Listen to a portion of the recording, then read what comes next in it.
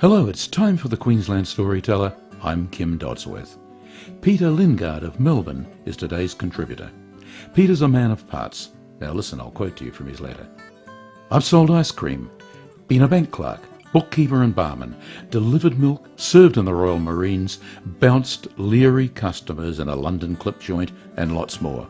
Peter also tells me he's written 30 plus short stories and 4 novels. Peter Lingard, you pass the experience test with flying colours.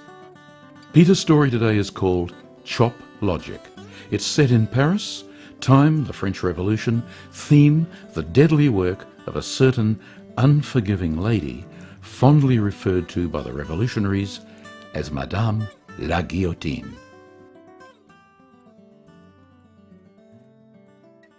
Marcel Desailly made an average income writing letters for the illiterate, poems for lovers, plays for amateur actors, and scandal sheets about the wealthy elite. Citizen Robespierre liked to read of the sexual shenanigans of French society. Marcel's words added strength to his convictions about the despots that ruled the country. Consequently, Marcel gained employment as an agent provocateur for the Committee for Public Safety. He was to become a diarist of the Reign of Terror, as Robespierre liked to call his campaign. Many of Marcel's stories fitted the committee's political agenda, and politically correct actors performed his zealous tracts. One of Marcel's sheets told of Jean Desplanques, one of the more popular executioners of Paris. The man once worked for Dr. Guillotin, and thereby knew all the intricacies of the humane tool of the Reign of Terror. Members of the hated Paris elite, or parasites, as Marcel called them, always had a few sous or even livres to give Jean to ensure a swift and trouble-free execution. Botched decapitations looked messy and were surely painful, so those to be beheaded always saved a few coins to grease the palms of their dispatchers. The bloodthirsty mobs, on the other hand, loved botched executions. They liked to see a princely head suspended from its neck by some sliver of flesh. Not too small a sliver, one strong enough to keep the head attached to the neck, whilst the executioner hauled the heavy blade back atop the scaffolding before once more releasing it on its deathly descent. A true son of the Revolution, Jean enjoyed his work. But his pleasure of dispatching the blue bloods of Paris was being marred by an ingrown toenail that pained him enormously. Now, Marcel's sin was that he wrote of Jean's ingrown toenail, and how the money acquired through the man's grisly trade allowed him to seek out an approved medical practitioner to help relieve the pain. "It's difficult to concentrate on my work when I'm in such pain," Jean told the doctor. The nervous doctor lanced Desplanques' big toe, removed the nail, and told the patient to wear a cutaway shoe for a few days. The relief was so great, Jean went to La Petite Auberge for a few celebratory glasses of vin ordinaire. It was there Marcel heard the man's tale and told of it in the next news sheet. Marie Antoinette was scheduled for the chop 2 days after Jean's big toe had suffered the blade. The regal woman was not inclined to give some oaf money to cut off her head, and was looking for some way to show her defiance to the gang of terrorists that had so disrupted her life. Marcel's sheet provided her with the information she needed. As she bravely approached her place of execution, she espied Jean's cutaway shoe, and stomped on his toe as hard as she could. Jean cringed in pain. "So sorry, monsieur," the Queen told the black-masked executioner as he hopped on one foot, whilst tenderly cradling the other. When he ran out of heads that day, the head cutter hobbled to see Citizen Robespierre.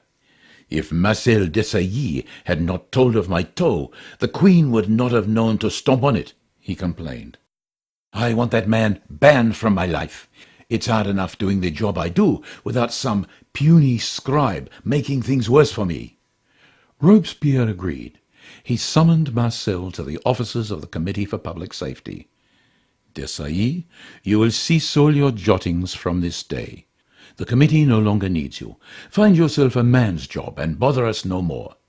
If you have the misfortune to cross my path again, I will give you to Jean and tell him to whittle you down to size. Vive la République! Marcel was devastated. His writing job had provided him with a fair income and a smattering of prestige. In his neighbourhood, the second arrondissement, his reputation afforded him swaggering rights in the bars and bistros. Should word that he was no longer in favour with the Committee for Public Safety circulate, certain doors would close to him, and he would be called to settle his accounts. It was time to go underground. Marcel's love of the revolution was only as strong as the lining of his pocket. If forced underground, why not start 2 daily news sheets, one supporting the revolution and one supporting the monarchy? He could still obtain ink and paper as long as his suppliers remained unaware of his purpose. The writer planned to reconstitute information gleaned from official publications few people read, add some gossip, be it true or imagined, and include the views of the everyday people as heard in the bars of Paris. He altered his writing style, usurping that of his printer Everard, and was able to publish his first 2 sheets within 1 week of his dismissal by Citizen Robespierre. In a very short time, circulation grew, and the accumulated sous turned into livres, and the happy Marcel forgot about the need to disguise his identity. It didn't take long before Citizen Robespierre read copies of both yellow sheets and directed one of his agents to track down their source. One day in September, the rain came down with biblical force, and Marcel had to run for shelter. As he crossed the Rue Montmartre, he slipped on the wet cobblestones and fell under the wheels of a passing carriage. During the ensuing confusion, an arresting hand clasped his shoulder and marched him to the offices of the Committee for Public Safety. Robespierre shook his head and inverted his lips with arrogant disdain. "I told you to find another line of work, did I not? Do you think La Guillotine restricts herself to the monarchy? We have sent quite a few writers to the hereafter. François Noël Babeuf, Olympe de Gouges, Antoine-Joseph Gossas, Louis-Pierre Manuel, and André Chenier, to mention but a few. Now I will grant you the distinct privilege of joining their esteemed ranks. Not that you wield a pen as well as them, but because you are their equal when it comes to matters of crimes against the Republic.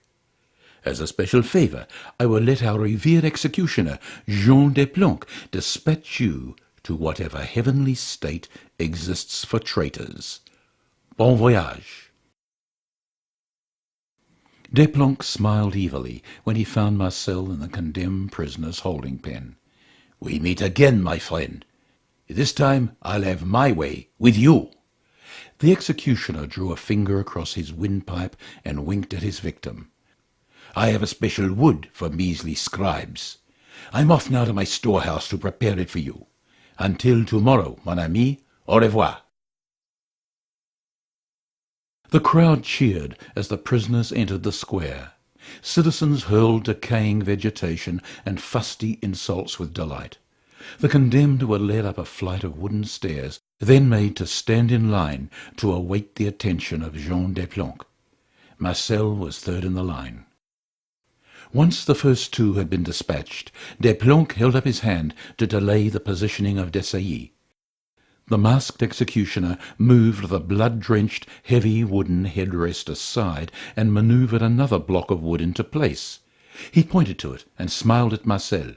"See, this is especially for the likes of you, Desailly." Marcel remained silent, determined not to show his fear. "Have you nothing to say, you miserable scribe? Or have you been rendered wordless by the writer's block?"